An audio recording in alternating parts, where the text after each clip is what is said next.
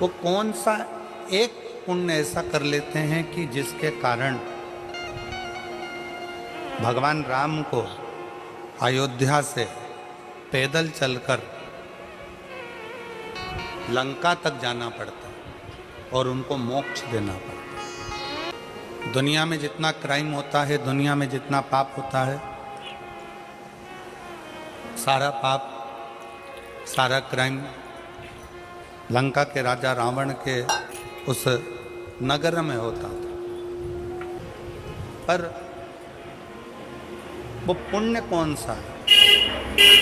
ऐसा कौन सा पुण्य है कि लंका के राजा के रावण के उस राज्य में वो पुण्य हो गया कि भगवान राम को भी अयोध्या से चलकर पैदल पैदल लंका तक जाना पड़ा और जितने असुर हैं, जितने राक्षस हैं, उन सभी को मोक्ष देना पड़ा। ऐसा कौन सा पुण्य लंका के उन असुरों ने कर दिया था कि भगवान राम को अयोध्या से पैदल चलकर लंका तक जाना पड़ा।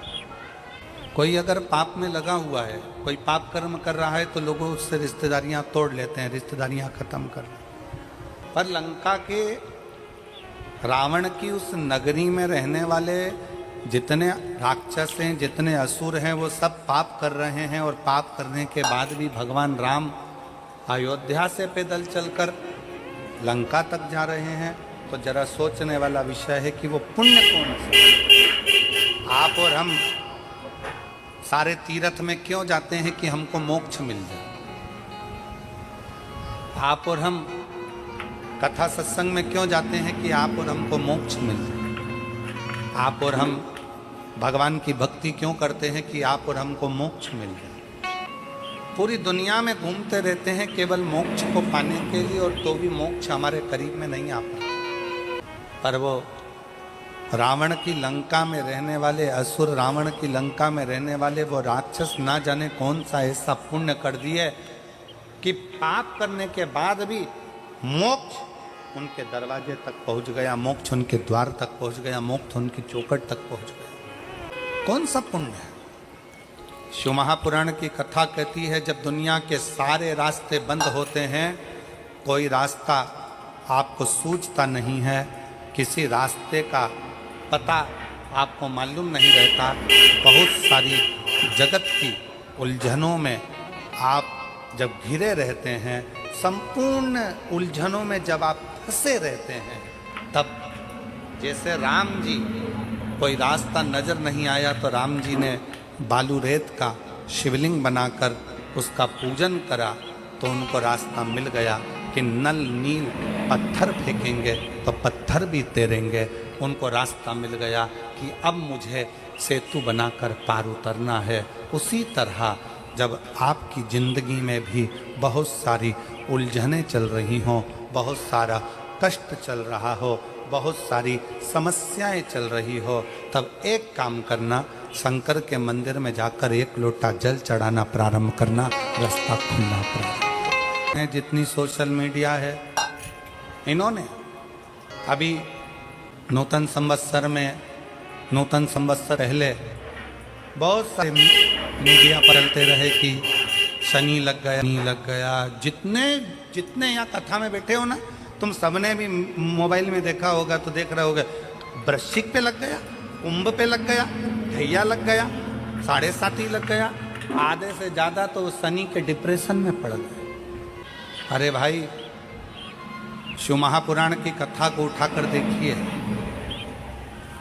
दुनिया के लोगों को शनि लगता है, शनि को शंकर लगता है। यदि आप भगवान शंकर के मंदिर में जाकर एक लोटा जल चढ़ा रहे हो, आप भगवान शिव के मंदिर में जाकर अर्चना कर रहे हो, आराधना कर रहे हो, निवेदन कर रहे हो, एक बेलपत्र शिव की उठाकर धोकर वापिस शंकर को समर्पित कर रहे हो, शंकर भगवान का पंचाक्षर मंत्र नमः शिवाय जप रहे हो, शंकर भगवान का षडाक्षर मंत्र ओम नमः शिवाय जप रहे हो, या श्री शिवाय नमस्तुभ्यम का जाप कर रहे हो, तो ये निश्चित मानकर रखो कि आपके पीछे शनि नहीं पड़ेगा, आपके पीछे शंकर जरूर पड़ेगा।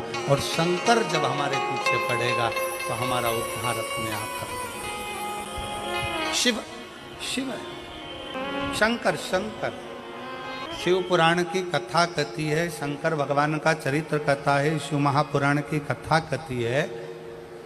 किसी गांव में अगर एक व्यक्ति भी शंकर भगवान को एक लोटा जल चढ़ा रहा है तो उस गांव के अंदर शनि की कुदृष्टि नहीं पड़ती है, तो तुम्हारी तो अड़ोसन पड़ोसन और धड़ोसन भी शंकर को जल चढ़ा रहे हैं।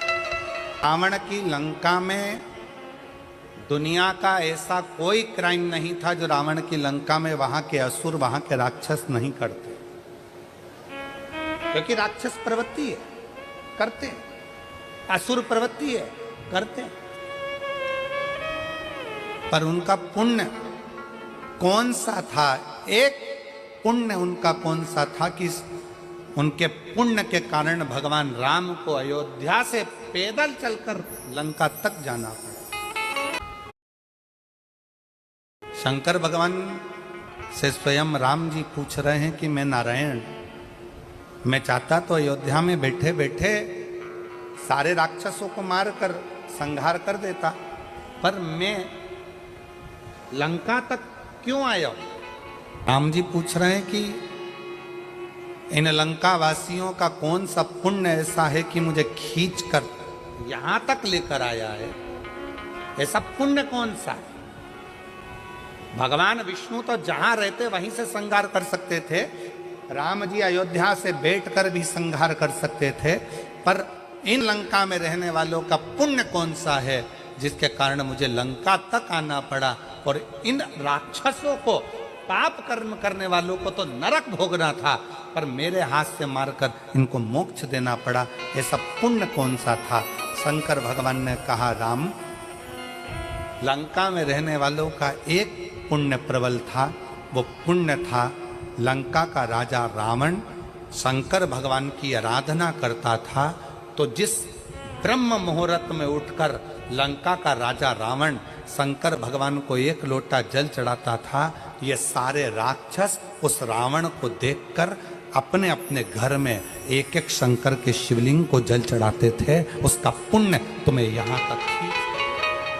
आप शिव जी को एक लोटा जल चढ़ा रहे हो, आप शंकर भगवान को एक लोटा जल समर्पित कर रहे हो, आप शिव जी की चौखट पर जा रहे हो, शंकर के दरवाजे तक जा रहे हो, तो तुमको संभालने वाला कोई दूसरा नहीं होगा, तुमको संभालने वाला स्वयं वो देव अधिदेव महादेव, कोई दूसरा। भगवान शंकर का संवाद कर रहा, शंकर भगवान स्वयं राम जी से कह रहे हैं कि मैं मानता हूं कि लंका में रहने वाले असुर पाप में लिप्त हैं, लंका में रहने वाले असुर राक्षस पाप कर्म में लगे हुए हैं, पर मैं ये मानता हूं कि उन्होंने एक पुण्य बड़ा प्रबल किया है कि शिवालय में जाकर शंकर को एक लोटा जल समर्पित करना प्रारंभ रखा। शिवालय में एक लोटे जल का पूर्ण भरोसा कितना है, एक लोटे जल की महत्वता कितनी है? बस आप अगर विश्वास के साथ, भरोसे के साथ, दृढ़ता के साथ शंकर भगवान को एक लोटा जल समर्पित कर रहे हैं, आप विश्वास के साथ, भरोसे के साथ शंकर जी की चौखट तक जा रहे हैं, शंकर के द्वारे तक जा रहे हैं, तो ये मान कर चलना कि तुम्हें परमात्मा को ढूंढने की जरूरत नहीं पड़ेगी, वो परमात्मा तुम्हें ढूंढता ढूंढता तुम्हारे दरवाजे तक आएगा, तुम्हें ढूंढेगा। आप जितना जितना विश्वास शिव के प्रति बढ़ाते चले जाओगे, शंकर आपके नजदीक आता चलेगा। भगवान शंकर को अपने करीब में पाने के लिए सबसे ज्यादा जरूरी है आपका भरोसा, आपका विश्वास, आपकी दृढ़ता। एक बड़ी सुंदर कथा आप और हम शिव महापुराण में कई सालों से सुनते सुनते आ रहे हैं। देवराज नामक के ब्राह्मण की, उस देवराज का भरोसा शंकर भगवान के प्रति नहीं था, शिव जी को वो जानता नहीं था, शंकर भगवान के नजदीक में नहीं गया, शिव को वो जानता नहीं है, शंकर के पास वो पहुंचता नहीं। देवराज नाम के ब्राह्मण की जो माँ है, उसकी माता शंकर के प्रति अटूट भरोसा रखती है। और अभी कथा में कहा कि अगर अपने गांव में एक व्यक्ति भी अगर शंकर भगवान को जल चढ़ाता है तो समझ लो कि पूरा गांव पार हो जाता है, पूरे गांव को उसका आनंद फल प्राप्त हो जाता है। शनि की कुदृष्टि भी गांव पर नहीं पड़ती है। आज के ज़माने में लोग भले तुम्हें डरा दें, शनि लग गया, साढ़े साथी लग गया, ढैया लग गया, ऐसा हो गया, शनि की कुदृष्टि पड़ रही है, शनि का ऐसा हो रहा है, शनि बेकार हो गया, शनि वक्री हो गया, शनि यह हो गया। शिव महापुराण की कथा कहती है जब शनि महाराज के पाँव में चोट लगी, शनि महाराज के पाँव में जब चोट लगी, चोट लगने के बाद में जब शनि महाराज विचलित हो गए, तब भटकते भटकते कहाँ जाऊं, देव ऋषि नारद ने कहा कि गंगा जी के तट पर जाकर, गंगा के तट पर जाकर एक शिवलिंग का निर्माण करो और गंगा के तट पर जाकर शिवलिंग का निर्माण कर कर गंगा के तट पर उस शिवलिंग का पूजन करो। शिवलिंग की आराधना शनि महाराज ने करना प्रारंभ कर दिया और फलस्वरूप शनि महाराज स्वयं शंकर के वर से एकदम स्वस्थ, एकदम स्वस्थ। चंद्रदेव की काया खराब हुई तो चंद्रदेव ने शंकर की आराधना करी, यम के प्राण छूट गए, सूर्य नारायण भगवान ने शंकर जी की आराधना करी, स्वयं मंगल देव ने भगवान शिव की आराधना करी। जीवन में कितना भी ग्रह का दोष हो, जीवन में कितनी बड़ी भी तकलीफ चल रही हो, जीवन में कितना बड़ा भी दुख हो, जीवन में कितना बड़ा भी कष्ट हो, अगर आप भगवान शंकर की आराधना में लीन है, भगवान शिव की भक्ति में लीन है, शंकर के मूल मंत्र का स्मरण कर रहे हैं, हृदय से दिल से बैठकर शंकर को पुकार रहे हैं, श्री शिवाय नमस्तुभ्यं, श्री शिवाय नमस्तुभ्यं। आप एक भरोसा रखकर यदि भगवान शंकर की आराधना में डूबे हो तो निश्चित कितना भी दुख हो, कितनी भी तकलीफ हो, कितना भी कष्ट हो, कितना भी जीवन में कितना बड़ा भी दुख तुम्हारे सामने आकर खड़ा हुआ है, हृदय से उस परमात्मा को अगर पुकारा गया है तो दुख कटा जरूर है, समाप्त जरूर हुआ है, शिव की कृपा जरूर, दुख कटेगा। महापुराण की कथा कहती है कि भक्ति के 4 क्रम है, शिव को पाने के 4 क्रम सबसे मूल है। पहले नंबर पर है शिव जी की पूजा, दूसरे नंबर पर है शंकर जी का पाठ, तीसरे नंबर पर है शंकर जी का सुमिरन और चौथे नंबर पर है शंकर जी का किया गया भजन। दुनिया के लोग कहते हैं शिव जी आएंगे हमारा दुख काट कर जाएंगे, शंकर जी आएंगे हमारा दुख काट कर जाएंगे, शंकर जी आएंगे हमारा दुख काट कर जाएंगे। शिव महापुराण की कथा कहती है शंकर आते हैं पर दुख नहीं काटेंगे। शंकर भगवान तुम्हें दुख का सामना करना सिखा देंगे और तुम्हें इतना आगे बढ़ा देंगे कि तुम्हें उस दुख का महसूस ही नहीं होगा, दुख पीछे छूटता चले जाएगा और तुम आगे बढ़ते चले जाओगे, तुम्हारी जीवन सार्थक होता चलेगा। एक थोड़ा सा अंश मात्र भी शिव चर्चा का मिले तो प्रयास करो कि इस मन को काबू में रखकर शंकर की कथा तक लेकर चलो। और मान लो कई लोग कहते हैं गुरुजी हमारा मन कथा में नहीं लग पाता, हमारा मन मंदिर में नहीं लग पाता, हमारा मन तीर्थ में नहीं लग पाता, हमारा मन भगवान के मंदिर में नहीं लग पाता, भगवान के भजनों में नहीं लग पाता। मत लगने, कोई बात। 11 इंद्रियों में 5 कर्मेंद्री है, 5 ज्ञानेंद्री है और 1 मन है। 11 इंद्रियों में से अगर एक मन रूपी इंद्री भगवान तक नहीं जा रही है तो उसको छोड़ो। 10 इंद्रियां तो हमारी हैं, इसको तो आप भगवान तक लेकर जा सकते हो। मन नहीं लग रहा, कोई बात नहीं, एक काम करो, हमारा मन कथा में नहीं लगता, हमारा मन मंदिर में नहीं लगता, तो अपनी नेत्र रूपी इंद्री को कथा तक लेकर जाओ। सुनने भले मत जाओ, अपने गांव में कथा हो रही है, अपने नेत्रों को लेकर जाओ सुबह नहीं तो शाम को नहीं तो रात को नहीं तो दोपहर में।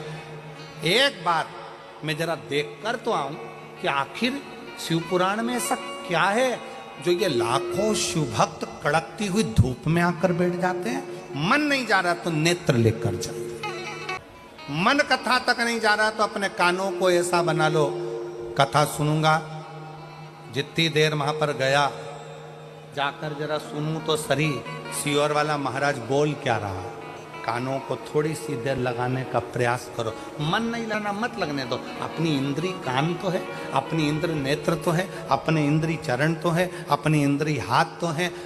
कथा में पहुंच गए, सब लोग बोल रहे थे क्या, श्री शिवाय नमस्तुभ्यं, श्री शिवाय नमस्तुभ्यं।